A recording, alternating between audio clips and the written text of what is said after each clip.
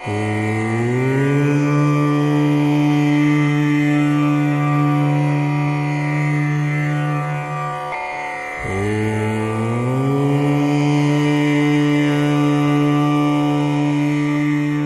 मरता है, ये शरीर मरता है। जब ये बात जेलर ने सुनी तो कहने लगा, रे राम प्रसाद, मेरे पास इतना समय नहीं है कि तेरी फालतू बातों को सुनूं। आज जल्दी से मैं मुद्दे पर आता हूँ। भाई सुबह 7 बजे का समय तुझे फांसी तोड़ने का है, और फांसी से पहले जो है क्रिया होती है, कहती कि अंतिम इच्छा पूछी जाती है। मैं तेरी इच्छा पूछने के लिए आया हूँ। क्या तुझे फांसी से पहले कोई इच्छा है? किसी से मिलना हो, माता पिता कोई तेरा सगा संबंधी बुलाना हो, या कहीं आना जाना हो, या कुछ खाना पीना हो? बता, तेरी इच्छा जो भी होगी हम पूरी करेंगे। राम प्रसाद ने कहा, जेलर साहब, वैसे तो मुझे उम्मीद नहीं है आप मेरी इच्छा पूरी करो, लेकिन जब आप इतने विश्वास से ये बात कह रहे हैं तो मैं अपनी इच्छा आपको बता देता हूं। अगर पूरी कर सको तो यह है मेरी इच्छा। और देखो माताओं सज्जनों, मौत सामने खड़ी है।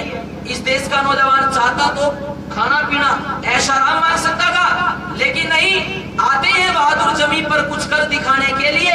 अरे मिटा देते हैं अपनी हस्ती औरों को बनाने के लिए। इस राष्ट्र की जो है स्वतंत्रता का जिम्मा उनके कंधों पर था। राम प्रसाद ने कहा, मेरी अंतिम इच्छा जानना चाहते हो तो जेलर साहब सुनो, मौत मेरे सामने होगी, लेकिन मैं काम करना चाहता हूँ। उसके लिए मुझे कुछ साधन चाहिएंगे और वो आप जुटा सकते हो। और मेरी इच्छा क्या है? तो भाई ये है इस देश की क्रांति का रूप, असलियत जो है कहावत ये है बलिदान। राम प्रसाद ने कमाल कर दिया। क्या कहती है?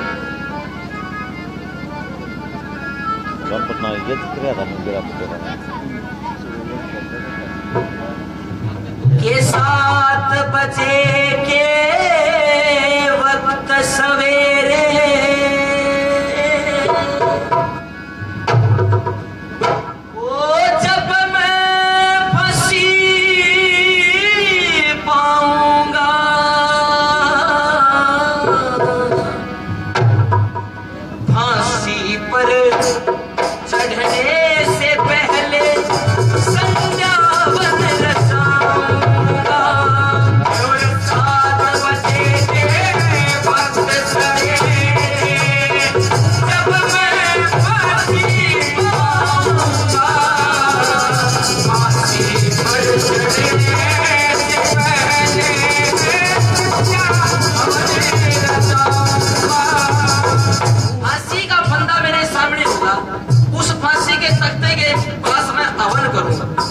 उसके लिए मुझे कुछ साधन चाहिए, वो दे देना।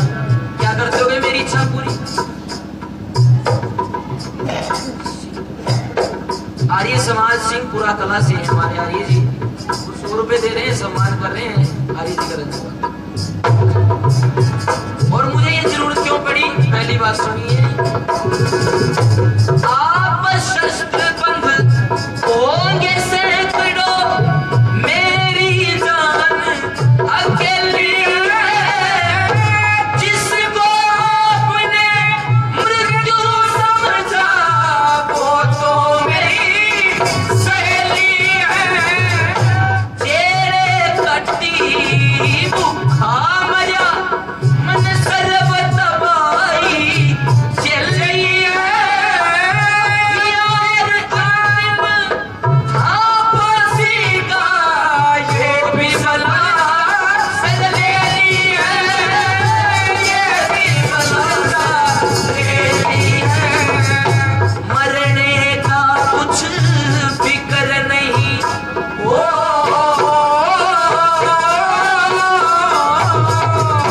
मरने का कुछ फिक्र नहीं, ले करके जन्म फिर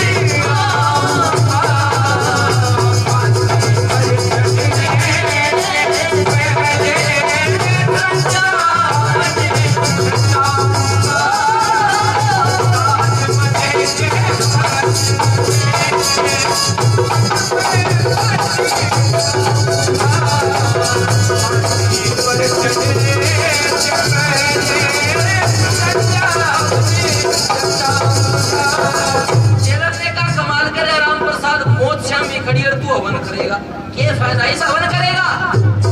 राम प्रसाद ने कहा, जैसे तन की शुद्धि के लिए स्नान जरूरी है, वैसे मन की शुद्धि ज्ञान से होती है, आध्यात्म से होती है, और शक्ति मिलेगी मुझे।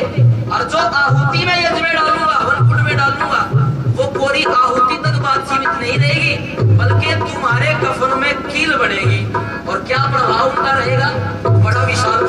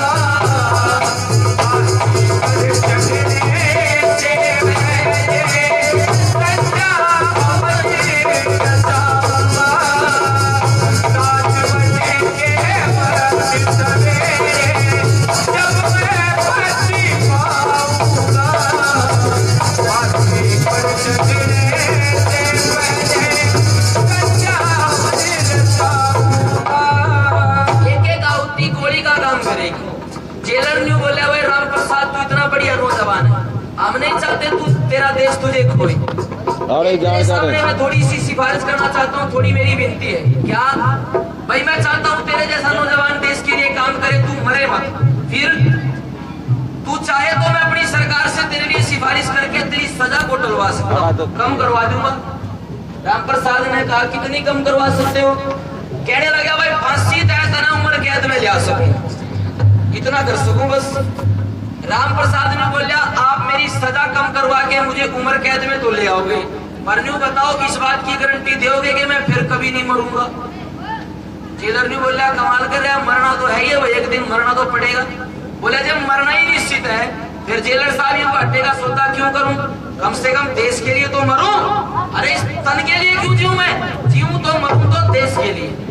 जेलर ने बोला मैं ठीक हूँ, उम्र कैद में आए पाछा भी तो देश खातर की मैंने कि मैं कर सके। कैसे?